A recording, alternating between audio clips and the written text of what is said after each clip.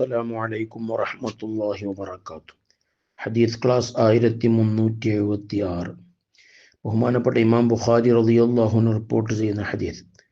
അൻ അബീ ദർ റളിയല്ലാഹു അൻഹു, അബൂ ദർ റളിയല്ലാഹു അൻഹുവിൽ നിന്ന് നിവേദനം, അന്നഹു സമിഅ റസൂലല്ലാഹി സ്വല്ലല്ലാഹു അലൈഹി വസല്ലം യഖൂൽ, നിശ്ചയമായും അവിടുന്ന് ഹബീബ് സ്വല്ലല്ലാഹു അലൈഹി വസല്ലം തങ്ങൾ പറയുന്നത് കേട്ടിട്ടുണ്ട്. ലാ യർമി റജുലുൻ റജുലൻ, ഒരാളും മറ്റൊരാളെ ആരോപിക്കരുത്. ബിൽ ഫിസ്ഖി, ഫിസ്ഖ് കൊണ്ട്, തമ്മാടിത്തരം കൊണ്ട്, മോശമായ വാക്കുകളെ കൊണ്ട് ആരോപിക്കരുത്. അവിൽ കുഫ്രി, അല്ലെങ്കിൽ കുഫർ കൊണ്ട് ആരോപിക്കരുത്.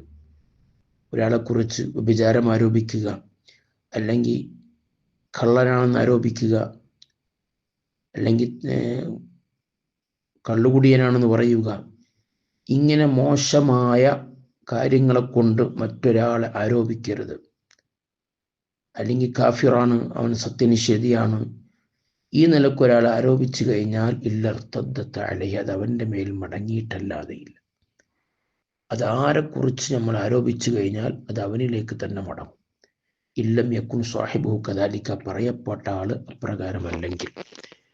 ഇപ്പം ഞാൻ ആരെങ്കിലും എന്തെങ്കിലും പറയുന്നത് കേട്ട് നാം മറ്റൊരാളെ ഏതെങ്കിലും നിലക്ക് ആരോപിച്ചു കഴിഞ്ഞാൽ മരിക്കുന്നതിന് മുമ്പ് അള്ളാഹു അത് അവനിലേക്ക് തന്നെ മടക്കും.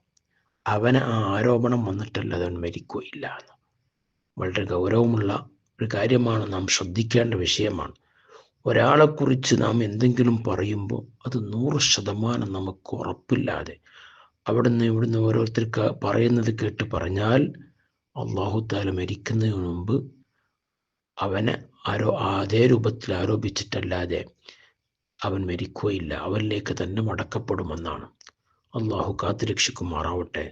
കേട്ടതും കണ്ടതൊക്കെ ഇവിടുന്ന് കേൾക്കുന്നതും കാണുന്നതൊക്കെ പറയുന്ന ചീത്ത സ്വഭാവങ്ങളെ തൊട്ട് അള്ളാഹു നമ്മയൊക്കെ കാത്തുരക്ഷിക്കട്ടെ. സ്വഭാവികളിൽ അള്ളാഹു നമ്മയൊക്കെ ഉൾപ്പെടുത്തി അനുഗ്രഹിക്കട്ടെ. ആമീൻ യാ റബ്ബൽ ആലമീൻ. വസല്ലല്ലാഹു അലാ സയ്യിദിനാ മുഹമ്മദ് വഅലാ ആലിഹി വസഹ്ബിഹി വസല്ലം.